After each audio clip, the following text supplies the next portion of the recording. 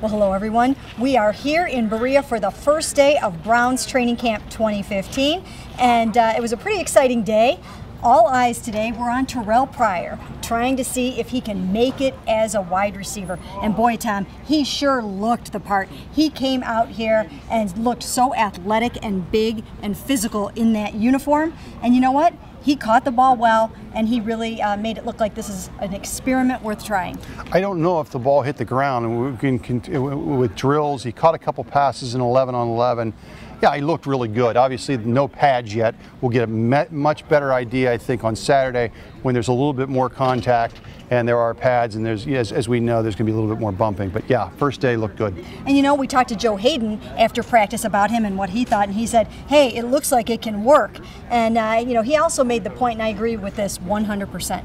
If Terrell Pryor can come out here and spend all of training camp excelling and going against guys like Joe Hayden. Now again, he's not working against the first team guys just yet, but if he gets to the point where he can work against a Joe Hayden, a Tremont Williams, a Dante Whitner, and those kinds of guys, and make it work against them, then he should be able to go out there and get some things done in the National Football League. So it's definitely something to watch out here.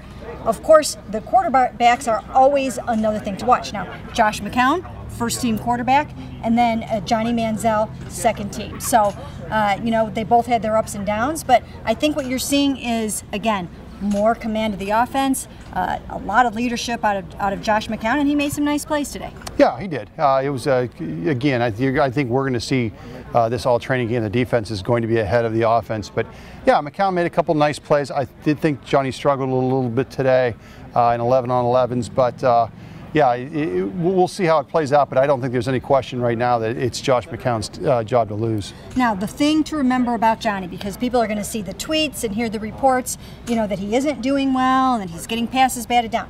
The thing to remember about Johnny, this is not an apples-to-apples comparison with Josh McCown right now. Last year, when Johnny Manziel was working against Brian Hoyer, they were both working with the first team offense. So you could say, hey, Brian looked good today against the first team and Johnny didn't. Right now, Johnny is working with second and third team offensive linemen, wide receivers, tight ends, and running backs. So, you know, you have to take a little bit with a grain of salt.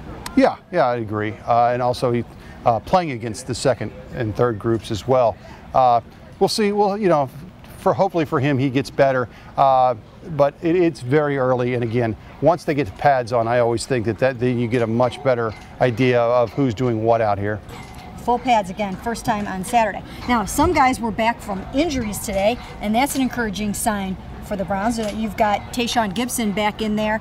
You've got Alex Mack back working a ton at center, and that's good coming off that broken fibula. You've got Armonte Bryant in there, so they're getting an influx of talent just off the injury list. Yeah, and you know, one of the things that's interesting, and I think we reported this earlier in the year, that they are going to try Armonte Bryant at outside linebacker. But boy, I thought that Coach Pettin really kind of pumped the brakes on that a little bit today. That he's going to be mainly a defensive lineman, and I think the word he used was moonlight as an outside linebacker. Just on another quick note for the first day here, the 2 first-round picks, Danny Shelton, Cam Irving, they got work today, but not with the first team offense or defense. So those guys are going to earn their way in. Yeah, and there's no question about that.